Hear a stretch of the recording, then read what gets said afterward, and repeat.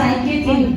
विचारशील महिला थिइन्। उनीले सोचिन् यत्रो स्वर्गदूत आएर मलाई यहाँ भन्नुहुन्छ, भेट्नुहुन्छ भने पक्का पनि केही न केही कुरा त होला भनेर उनले विचार गरिन्।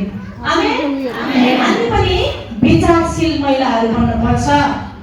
मरियमले त्यहाँनिर सोधिन्, जिज्ञासा राखिन्, किनकि उनलाई वचनको ज्ञान थियो। उनी बुझ्नमा जान्नमा उत्साहित स्त्री थिइन्। आज हामी जिज्ञासा राख्ने स्त्रीहरू हौ कि होइन? हामी जिज्ञासा राख्ने, सिक्न खोज्ने, बुझ्न खोज्ने। ओ आज गुरुबारी यो भन्नुभयो, तँ भनेको के रहेछ भनेर बुझ्न खोज्ने। ओ प्रभु प्रार्थनामा मसँग बोल्नुभयो, यो बोल्नको पछाडि के रहेछ भनेर जिज्ञासा राख्ने, प्रार्थनामा सोध्ने, अझै बाहिर अध्ययन गर्ने, जिज्ञासा राख्ने हामी स्त्रीहरू छौँ कि छैनौँ? छौँ कि छैनौँ? हामी पनि जिज्ञासा राख्ने स्त्रीहरू हुनुपर्छ।